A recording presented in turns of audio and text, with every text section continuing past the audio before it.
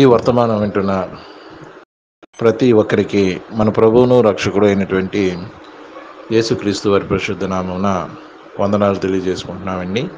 ప్రభునందు ప్రియులరా, ఈరోజు మనం ఆదికాండం 3వ అధ్యాయం ధ్యానించుకుందాం.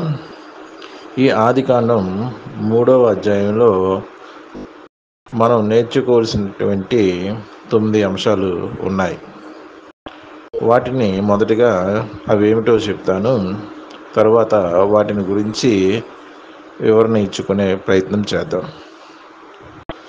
ప్రభునందు ప్రియులరా, మొదటి అంశం ఏమై ఉన్నదంటే అపవాది హవ్వను మోసగించుట. రెండవదిగా హవ్వ ఆదాము ఇద్దరు దేవుని ఆజ్ఞను మీరి పాపం చేయుట. మూడవదిగా మనం ఆలోచిస్తే ప్రభునందు ప్రియులరా, దేవుడు ఆదామును పిలుచుట. నాలుగవది ఆదాము హవ్వలు వారు చేసినటువంటి పాపాన్ని ఒప్పుకొనక ఒకరి మీద ఒకరు పాపమును తోసివేసుకునుట. 5 దేవుడు సర్పమును శపించుట. 6 దేవుడు హవ్వను శపించుట. 7 ఆదాము నిమిత్తం నేల శపించబడుట. ఆదాము దేవుని చేత శపించబడుట.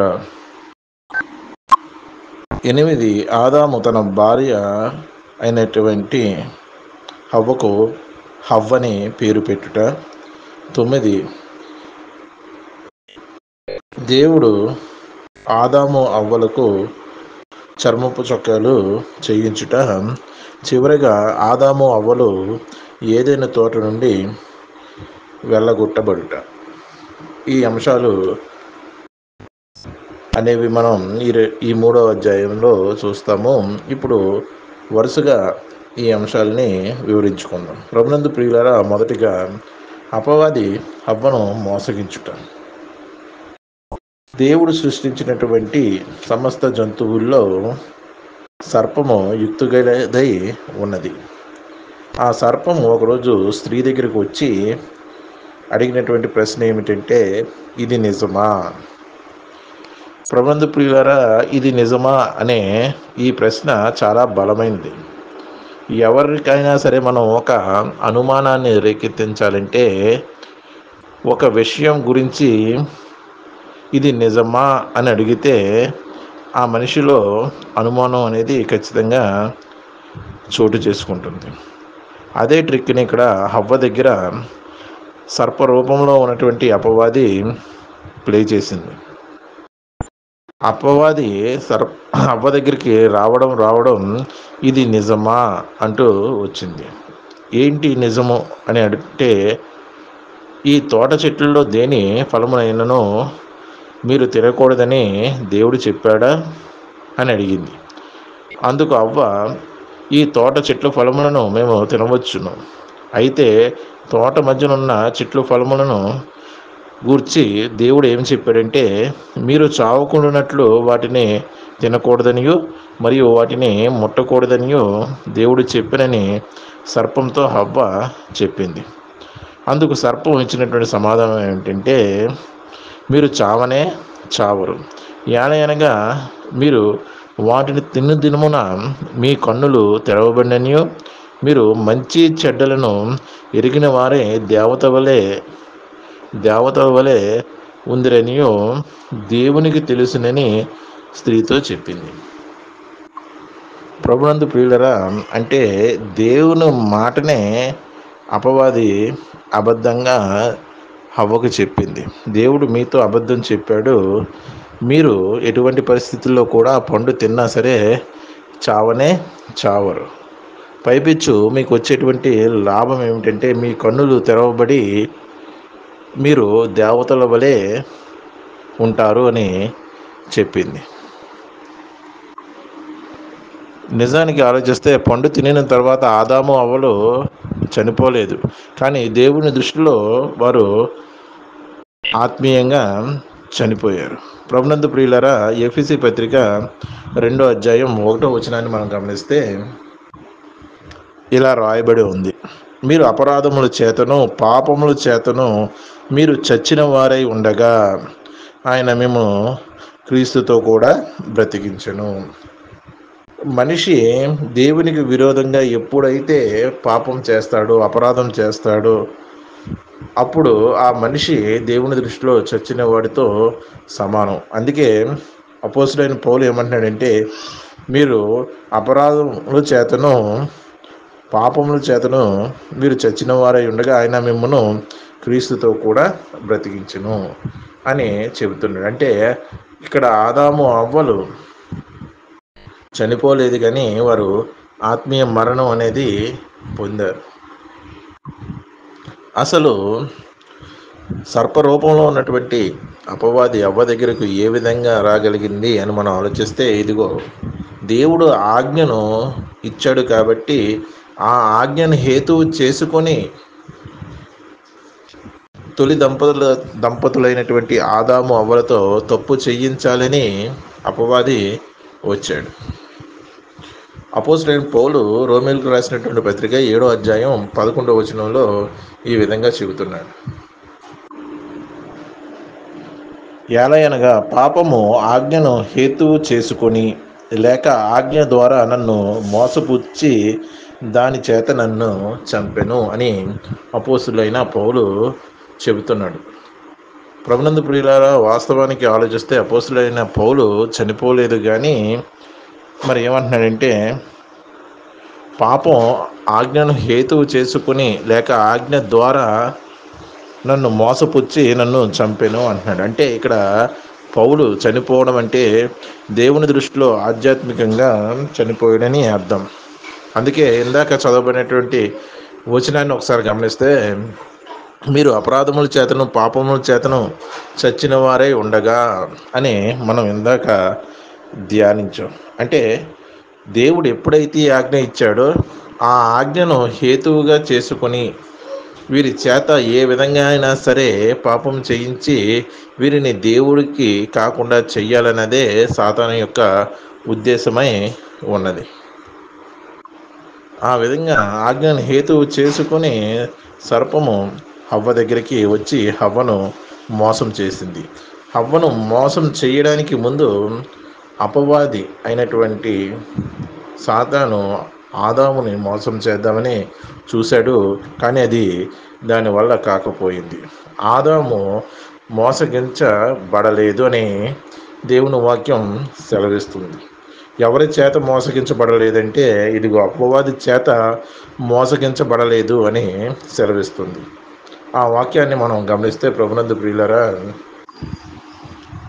మొదటి తిమోతికి రాసినటువంటి పత్రిక 2వ అధ్యాయం 14వ వచనంలో ఈ విధంగా వ్రాయబడి ఉంది, మరియు ఆదాము మోసపరచబడలేదు, కానీ స్త్రీ మోసపరచబడి అపరాధంలో పడెను.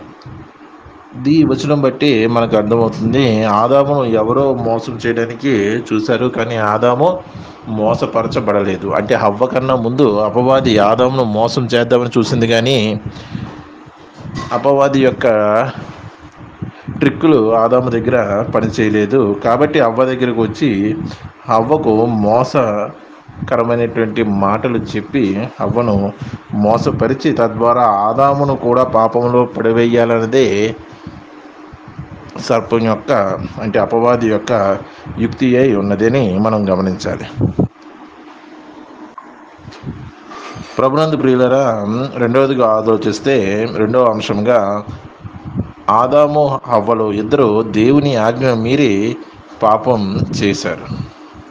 తద్వారా వారు కన్నులు తెరవబడ్డాయి. మొదటి యోహాను పత్రిక 3వ అధ్యాయం 4వ వచనంలో ఈ విధంగా రాయబడింది. ఏమని రాయబడిందంటే, ఇదిగో ఆజ్ఞాతిక్రమమే పాపము. అంటే ఆదాము అవ్వలు ఏ విధంగా పాపం చేశారంటే ఆజ్ఞను అతిక్రమించారు.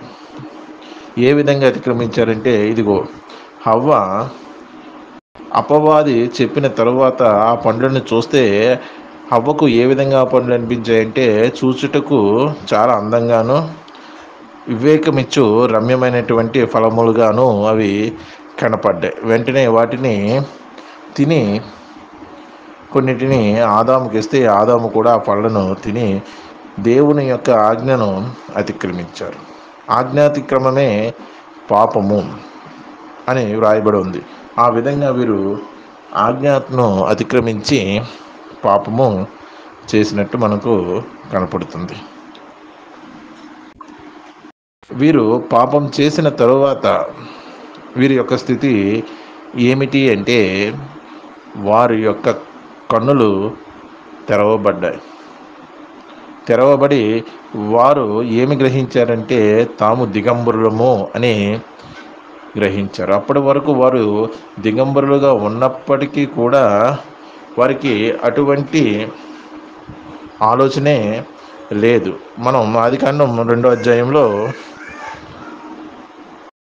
ఆ సందర్భాన్ని గత అధ్యాయంలో చూసాం. కానీ ఎప్పుడైతే పాపం వీళ్ళలోకి ప్రవేశించిందో వాళ్ళ యొక్క మనోనేత్రాలు కన్నులు తెరవబడి వారు దిగంబరులని గ్రహించి పాపం చేశాము అనే అపరాధన భావనతో సిగ్గుతో వారు ఏం చేశారు అంటే ఆ తోటలో ఉన్నటువంటి చెట్లు చాటుకు వెళ్ళి దాక్కున్నారు.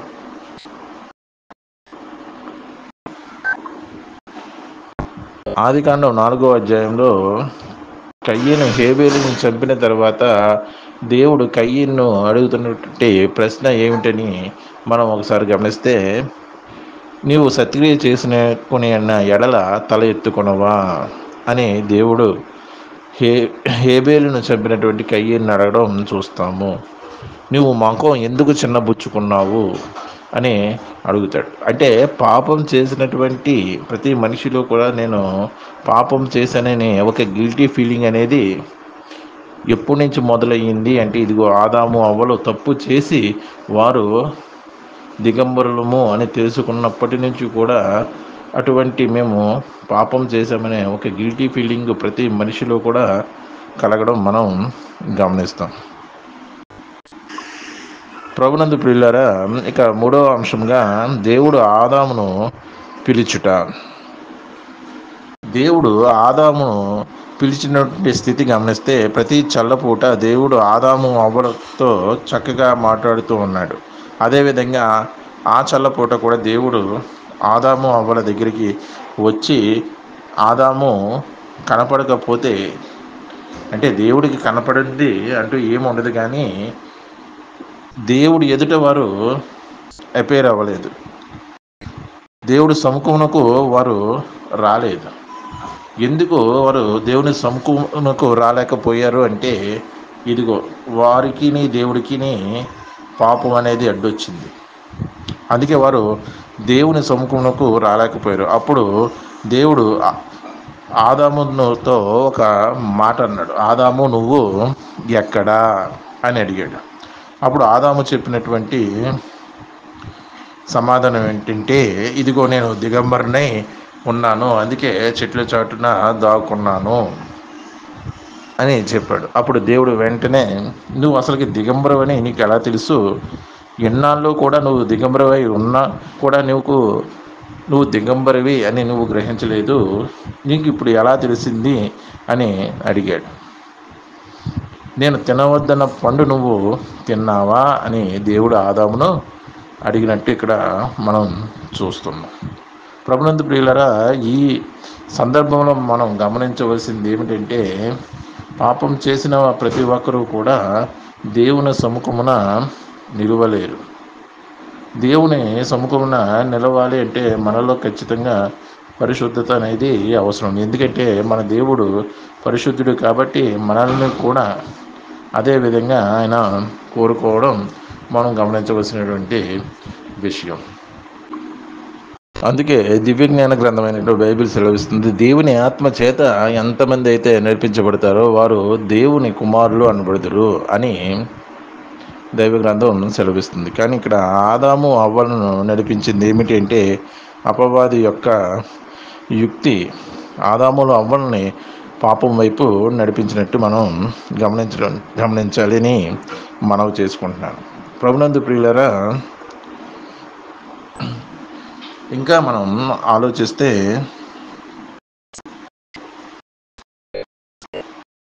నాలుగవ సందర్భంగా ఆదాము అవ్వలు వారు చేసినటువంటి పాపమును ఒప్పుకోలేదు. ఒప్పుకొనక వారు ఏం చేశారంటే ఆ పాపాన్ని ఒకరి మీద ఒకరు నెట్టివేసుకున్నారు. చివరికి దేవుడే దోషి అనే మాటను వారు పలికారు. ఈ సందర్భాన్ని మనం ఆలోచిస్తే, ఆదాము నువ్వు ఎందుకు ఆ ఫలములు తిన్నావు అంటే, ఆదాము మాట్లాడినటువంటి మాట, మొదటి మాట ఏమిటంటే దేవునితో, ఇదిగో నాతో ఉండుటకు నీవిచ్చినటువంటి స్త్రీ కొన్ని ఫలములు ఇస్తే నేను తిన్నాను అని దేవునితో అంటున్నాడు. అంటే దేవుడు ఇవ్వబట్టే ఆదాము తిన్నాడు అన్నట్టు ఆదాము దేవుడితో మాట్లాడుతున్నాడు. నువ్వు నాకు స్త్రీని ఇవ్వకుండా ఉండినట్టయితే నేను పాపం చెయ్యకపోయేవాడిని. ఇదిగో నువ్వు ఇచ్చావు, అందుకే నేను పాపం చేయవలసిందిగా అది నన్ను ప్రేరేపించింది అనే అర్థం ఆదాము యొక్క మాటలో ఉంది. ప్రభునందు ప్రియులరా, గత అధ్యాయంలో మనం ధ్యానించాం, భార్య దొరికిన వాడికి మేలు దొరికినవి. అటువంటి మేలును చేకూర్చాలనే దేవుడు ఆదాముకు భార్యగా అవ్వను ఇచ్చాడు. కానీ ఆదాము ఇక్కడ ఏమంటున్నాడంటే, ఇదిగో నాతో పాటు ఉండుటకు నీవు ఇచ్చినటువంటి ఈ స్త్రీయే నాకు ఫలములు ఇస్తే నేను తిన్నాను అని తప్పు ఆదాము ఎవరి మీదకు తోసేస్తున్నాడంటే దేవుడి మీదకు తప్పుని తోసేస్తున్నాడు. అప్పుడు దేవుడు స్త్రీని అడగగా స్త్రీ, ఇదిగో సర్పము నన్ను మోసగించింది, అందుకే నేను ఫలములు తినవలసి వచ్చింది అని చెప్పింది. ప్రభునందు ప్రియులరా, మనం గమనించవలసింది ఏమిటంటే, వీరు తప్పు చేసి ఆ తప్పుకి పశ్చాత్తాపడలేదు, ఆ తప్పని ఒప్పుకోలేదు. పైపెచ్చు ఆ తప్పుని ఒకరి మీద ఒకరు మోపుకోవాలని, చివరికి దేవుణ్ణే దోషిగా నిలబెట్టాలని వీరు ప్రయత్నించారు. అందుకే వారికి అంత భయంకరమైనటువంటి శాపాలు అనేవి వచ్చాయి. సామెతల గ్రంథం 28వ అధ్యాయం 13వ వచనం ఈ విధంగా సెలవిస్తుంది. ఈ వచనాన్ని మనం గమనిస్తే, అతిక్రమములను దాచిపెట్టువాడు వర్ధిల్లడు, వాటిని ఒప్పుకొని విడిచిపెట్టువాడు కనికరమును పొందుదును. ఆదాము అవ్వలు చేసినటువంటి పొరపాటు ఏమిటంటే, వారి యొక్క అతిక్రమములను దాచిపెట్టాలని చూశారు. రెండవదిగా వారి అతిక్రమములను వారు ఒప్పుకొనలేదు. అందుకే దేవుడి యొక్క కనికరాన్ని వారు పొందకుండా ఘోరమైనటువంటి శాపాన్ని చవి చూడవలసి వచ్చింది. దేవుడి యొక్క కనికరము పాపులమైనటువంటి మనం పొందుకోవాలంటే ఖచ్చితంగా మన పాపాలని, అతిక్రమములను, మన అపరాధాలను దాచిపెట్టేవారుగా కాకుండా దేవుని సన్నిధిలో ఒప్పుకునే వారిగా ఉండి దాన్ని విడిచిపెడితే అప్పుడు మాత్రమే దేవుడి యొక్క కనికరం అనేది మనకి దొరుకుతుంది. ఇక 5వ సందర్భాన్ని మనం గమనిస్తే, దేవుడు సర్పమును శపించుట. ప్రభునందు ప్రియులరా, సర్పమును దేవుడు శపించాడు. సర్ప రూపంలో ఉన్నటువంటి అపవాదిని కూడా దేవుడు శపించాడు. ఆ విధానం ఏంటిదో మనం పరిశీలన చేద్దాం. దేవుడు సర్పమును ఏ విధంగా శపించాడంటే, నీ కడుపుతో నీవు ప్రాకుచు నీవు బ్రతుకు దినములన్నీ కూడా మన్ను తిందువు అని శపించాడు. మరి సర్పరూపంలో ఉన్నటువంటి అపవాదుని ఏ విధంగా శపించాడు అని ఆలోచిస్తే, ప్రభునందు ప్రియులారా, ఇదిగో ఆమె సంతానమునకు, అనగా దేవుడు చెబుతున్నటువంటి మాట ఏమిటంటే సర్పంతో, నీకును స్త్రీకిని నీ సంతానమునకును ఆమె సంతానమునకు వైరము కలుగు చేస్తును అని దేవుడు చెబుతున్నాడు. అంతేకాకుండా అది నిన్ను తల మీద కొట్టును, నీవు దానిని మడిమ మీద కొట్టెదవు అని చెప్పాను. అంటే ఇక్కడ సర్ప రూపంలో ఉన్నటువంటి సాతాను లేకపోతే అపవాది లేకపోతే మహాఘట సర్పం యొక్క తల మీద కొట్టేది ఎవరంటే స్త్రీ సంతానము. మరి ఎవరు ఆ స్త్రీ సంతానము అని ఆలోచిస్తే ప్రభునందు ప్రియులరా, గల్తీలు రాసినటువంటి పత్రిక 3వ అధ్యాయాన్ని మనం ఒక్కసారి గమనిస్తే 3వ అధ్యాయం 16వ వచనం. అబ్రహామునకును అతని సంతానమునకు వాగ్దానములు చేయబడెను. ఆయన అనేకులను గూర్చి అన్నట్టు సంతానమునకును అని చెప్పక ఒకని గూర్చే అన్నట్టే నీ సంతానమునకు అనెను. ఆ సంతానము క్రీస్తు. అంటే స్త్రీ సంతానము ఎవరు అంటే క్రీస్తు వారే. ఆ స్త్రీ సంతానమైనటువంటి క్రీస్తు వారే ఆ మహా ఘట సర్పాన్ని అపవాదిని తల మీద చెదకొడతారు. ప్రభునందు ప్రియులారా, మనుషులమైనటువంటి మనమందరం కూడా పురుష సంతానం. అందుకే అబ్రహాము ఇస్సాకును కను, ఇస్సాకు యాకోబును కనెను అని దైవగ్రంథం సెలవిస్తుంది. కానీ యేసుక్రీస్తు వారు మాత్రమే కేవలం స్త్రీకి జన్మించిన వారు అని మనం అర్థం చేసుకోవాలి. అటువంటి స్త్రీ సంతానమైనటువంటి క్రీస్తు వారి చేత నీ తలను చెదక కొట్టిస్తాను అని దేవుడు శపించినట్టు, అపవాదిని శపించినట్టు మనం చూస్తాం. మరి ఆయన ఎప్పుడు సాతానుని చితక తొక్కాడు అంటే ఇదిగో ఆయన శిలువ యాగములో అపవాది ఓడిపోయి క్రీస్తు వారి చేత చితక తొక్కబడింది. అందువల్లనే పాపం నుండి మనకి విడుదల అనేది కలిగింది. ప్రభునందు ప్రియులరా, 6వ అంశంగా మనం గమనిస్తే దేవుడు హవ్వను శపించుట. సర్పరూపంలో ఉన్నటువంటి అపవాదిని శపించిన తరువాత దేవుడు హవ్వను శపించాడు. ఇదిగో నేను నీ ప్రసవ వేదను అధికం చేస్తున్నాను, నీ భర్త ఎడల నీకు వాంఛ కలుగును, అతడు నిన్ను ఏలుదును అని దేవుడు హవ్వను శపించడం మనం చూడవచ్చు. ఇక మరొక సందర్భము ఏమిటంటే 7వ సందర్భం, ఆదాము నిమిత్తము నేల శపించబడుట. దేవుడు ఆదామును శపించాడు. ఏ విధంగా శపించాడంటే, ఇదిగో నువ్వు బ్రతుకు దినములన్నీ కూడా ప్రయాసంతోనూ కష్టంతోనూ నీ చెమట బిందువులు నేలను తాకితే కానీ ఈ భూమి నీకు ఫలాన్ని ఇవ్వదు. నువ్వు కష్టపడి పని చేస్తేనే అది నీకు పంటని ఇస్తుంది అని శపించాడు. ఆదాము వలన భూమి కూడా శపించబడినట్టు మనం చూడవచ్చు. ప్రభునందు ప్రియులరా, ఆదాము అవ్వలు వీరిద్దరూ కూడా దేవుడి యొక్క భయంకరమైన శాపాన్ని పొందుకోవడానికి కారణం ఏమిటంటే, ఇదిగో వారు తప్పు చేసినప్పటికీ కూడా ఆ తప్పుని ఒప్పుకొనక, లేకపోతే ఆ తప్పుని ఒప్పుకొని వారు ఏమి చెయ్యాలి అంటే ఆ తప్పును దాచిపెట్టుక మొదట దేవుని ఎదుట ఒప్పుకోవాలి. కానీ ఆ విధంగా చేయకపోవడం వల్లనే వారికి ఇంతకే భయంకరమైనటువంటి శిక్ష అనేది వచ్చింది. ఒకవేళ వారు తప్పుని ఒప్పుకుంటే దేవుడు క్షమిద్దునేమో.